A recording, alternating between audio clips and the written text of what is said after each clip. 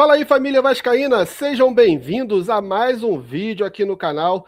Quinta-feira agitada, meu amigo, no Vasco da Gama. Muita notícia, muita informação e muita opinião. Vamos trazer aqui a situação do Pedrinho definida aí. Pedrinho definiu uma situação muito importante para ele. Tem também aí uma dúvida na escalação no jogo de sábado, às 4h30 da tarde, contra o Remo. Vou trazer para vocês aqui qual é essa dúvida e qual é a minha opinião. E desde já eu quero ouvir a opinião de vocês também. Nos comentários, comenta aí, se inscreve no canal, ativa o sininho de notificações aí, dá moral pro amigo aí que tá começando mais esse projeto aí no YouTube aí, falando de Vasco, né? E se você é um doido como o Vasco, assim como eu sou também, né? Se inscreve no canal, ativa o sininho de notificações e compartilha esse vídeo aí com os seus amigos. Sem mais enrolações, vamos para a primeira notícia do dia aqui. Deixa eu compartilhar a minha tela com vocês. E é justamente isso que vamos falar. Pedrinho é absolvido por confusão entre o jogo Vasco e Cruzeiro. Como a gente pode lembrar, aquele jogo foi taxado aí por uma sucessão de erros aí, e esses erros foram prejudiciais ao Vasco da Gama. Teve aquela expulsão do Barros jogou muito nesse jogo, né? Fez 2 gols, né? Um fato esse que não tinha acontecido, na verdade, na carreira do Barros, e posteriormente, poucos minutos depois, ele acabou sendo infantilmente expulso, né? Mas o Pedrinho foi absolvido nesse empate lá no Mineirão, em julgamento na manhã dessa quinta-feira, no STJD. O presidente do time carioca foi absolvido pelas reclamações à arbitragem do Lucas Paulo Torezin, do Paraná. Esse árbitro que eu espero que nunca mais apite jogo do Vasco. Se o Vasco tiver um jurídico bom, né, como eu acredito que tenha, esse cidadão não é para apitar mais jogo do Vasco. Ele havia sido denunciado pelo artigo 258 do CBJD por assumir conduta contrária à disciplina ou ética, pela conduta desrespeitosa ao árbitro, né? O entendimento da comissão disciplinar do julgamento é de que ele não houve desrespeito por parte pessoal do Pedrinho. O Pedrinho foi cobrar o árbitro, ele não foi desrespeitar a pessoa, né? E já é uma atitude covarde do árbitro relatar isso na súmula. Ele não foi desrespeitoso com a pessoa. CPF Lucas Paulo Torezin. Ele é Lucas Paulo Torezin mesmo o nome dele? Né? Ele não foi desrespeitoso, ele foi apenas questionar a atitude do árbitro, que naquela ocasião teve uma atuação desastrosa, prejudicando diretamente o resultado do jogo. A Procuradoria do STJD definiu que o caso de conduta extremamente reprovável, né? Eles não aprovaram a conduta do Pedrinho, porém não houve uma suspensão, né, uma punição para o Pedrinho. Tanto o Pedrinho como o Felipe Loureiro, né, que é o diretor de futebol do Vasco, naquele jogo do Santos, né, no dia 26 de fevereiro, também foi advertido, mas sem nenhuma suspensão. Quem teve uma punição por essa expulsão do jogo contra o Cruzeiro foi o Barros, que foi uma suspensão de um jogo já cumprida, e ele está liberado para atuar no jogo contra o Remo. Passando aqui, aproveitando a situação, passando para a situação do jogo, né? Vamos passar aqui para a tela aqui. Coloquei aqui. Renato Gaúcho está testando opções para o ataque do Vasco, né? A gente sabe que o ataque do Vasco já temos aí Andrés Gomes como o principal jogador do Vasco. Deixa eu voltar a tela para mim aqui.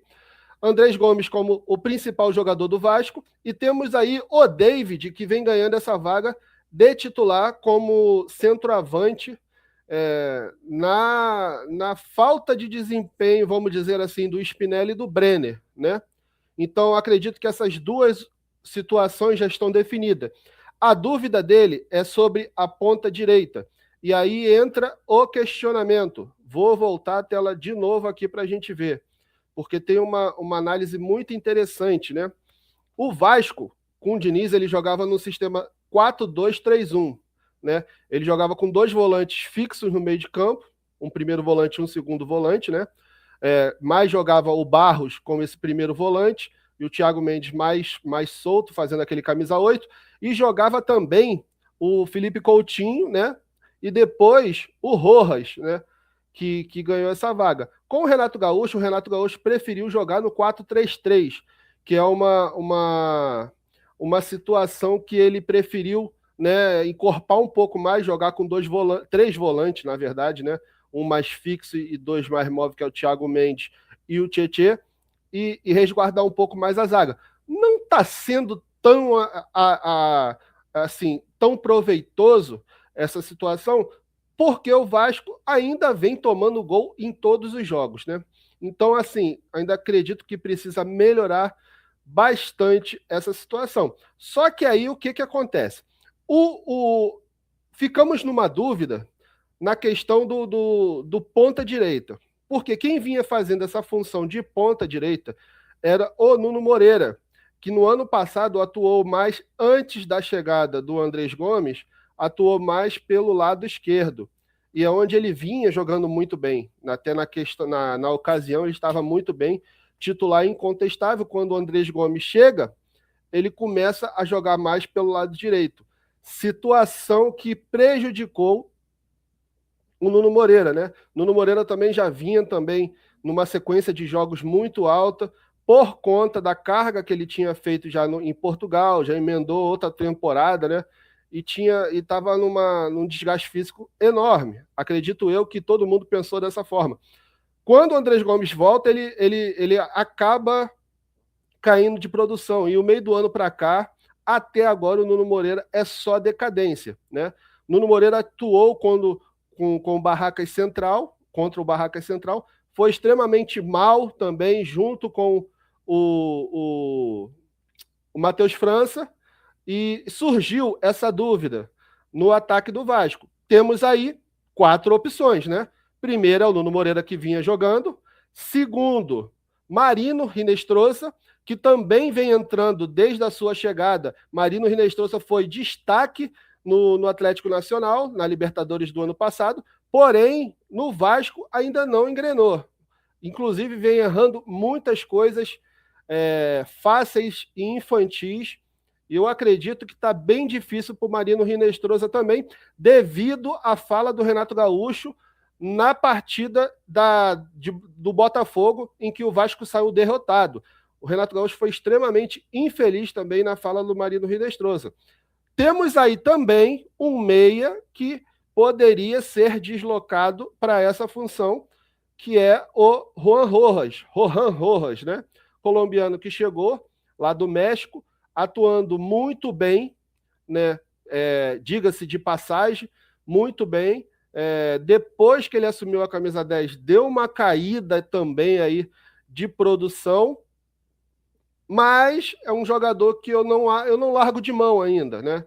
Não acredito que seria esse titular incontestável de você dar 10 para ele. Porém, é um jogador que vai ajudar. No decorrer da temporada, ele vai ajudar bastante. E temos, né, a minha preferida. Não acredito que vai acontecer isso, que é o Adson. Aí vai ter algum questionamento, né, de algumas pessoas que vão falar assim: ah, mas o Adson ele é muito franzino, ele não tem força física para jogar como ponta direita. O Adson jogou dessa forma em 2024 e estava atuando muito bem até a lesão, né? Era um dos destaques do Vasco na campanha em que o Rafael Paiva era o treinador. Devido às lesões, o Adson não conseguiu ter sequência na temporada, e ano passado também atuou muito pouco. Digamos que quase nada, né? E o Adson, na minha opinião, esse ano ele começa muito bem. Parece visivelmente recuperado fisicamente da sua lesão, tem melhorado também fisicamente, né, a parte física dele, e eu testaria, a minha opinião, não quer dizer que vai acontecer, e eu acredito que não vai acontecer, eu testaria o Adson como esse jogador de ponta direita, né? teríamos velocidade e qualidade, tanto na ponta esquerda como na ponta direita, né? Daria mais velocidade à equipe que joga com 3 volantes e necessita 2 pontas para criar oportunidade. Deixa eu botar na tela aqui, vou aproveitar a situação. Tem um campinho muito legal aqui para a gente poder ilustrar, para ficar mais legal, né? É até do Estagiário Vascaíno, dando os créditos aí, a página aí do Estagiário Vascaíno. A formação do Vasco para o jogo contra o Remo, às 4h30 da tarde, né? Acredito que vai ser transmissão da Globo. Seria Léo Jardim, que falhou nos 2 jogos contra o Botafogo. Paulo Henrique, que defensivamente tem feito até um jogo ok, não nada de anormal, mas ok. Ofensivamente tem deixado bastante a desejar. Saldívia, Robert Renan, Cuiabano na lateral esquerda, né? Barros, Thiago Mendes e Tietê. Aqui, eles colocaram aqui o Thiago Mendes centralizado, mas eu acredito que seria Thiago Mendes mais pela esquerda, Tietê mais pela direita e o Barros centralizado à frente da zaga aqui. A ponta esquerda, teríamos aqui Andrés Gomes, mais caindo para o lado direito, o Rojas, né? E o Rojas, cara, interessante que ele é um meia, que ele tem um cacoete de cair pelo lado esquerdo. Assim, até muito parecido com o que o Coutinho fazia. E na frente, o David, né? Como é que funcionaria isso? O Vasco, quando for marcar, ele vai marcar num 4-5-1, né? E quando ele apoiar, ele vai apoiar com os pontas e com o atacante, né? Vai dar mais liberdade para esses 2 jogadores de ponta jogar. Eu queria saber de você a sua opinião, o que você faria. Se você entraria com o Rojas, se você entraria com o Adson, se você daria uma oportunidade a mais para o Nuno Moreira, ou se você daria outra oportunidade para Marino Rinestrosa. Marino Rinestrosa e Nuno Moreira, deixa eu até voltar aqui, porque eu preciso falar sobre isso. Marino Rinestrosa e Nuno Moreira, eles, teoricamente, não entrariam. A minha opinião é que eles não vão entrar. Por quê? O Renato Gaúcho coloca eles para viajar para a Argentina para jogar contra o Barracas Central, visando, acredito eu, dar mais oportunizar ritmo de jogo para esses jogadores, né?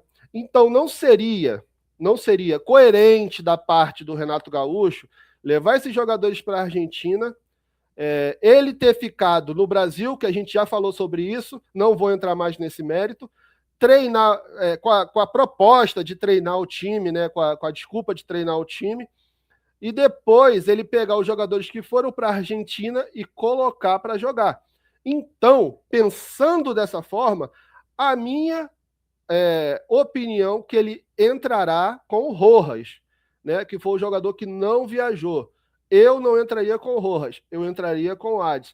Acredito eu até falo que eu falei no outro vídeo, que o Adson está sendo atrapalhado pelo Rinestrosa, pelo Marino, né? Porque o Marino, teoricamente, estava sendo preterido para essa função, mas não vem desempenhando uma função assim que seja louvável para um jogador de futebol do Vasco, né? Então, eu quero ouvir a sua opinião, quero saber de você se você acha que esses jogadores aí têm condições de jogar no Vasco, quem você mandaria embora, quem você colocaria aí no time titular, quem seria o reserva. Comenta aí, deixa a sua opinião e diga para mim se você acha também, né, que a absorção do Pedrinho foi correta ou se você acha que ele exagerou, tá bom? Galera, se inscreve no canal aí, compartilha esse vídeo aí com a galera aí, com os amigos aí. É só o início de um trabalho aí, espero que vocês gostem, né? E fiquem com Deus, até a próxima, amanhã a gente está de volta. Valeu!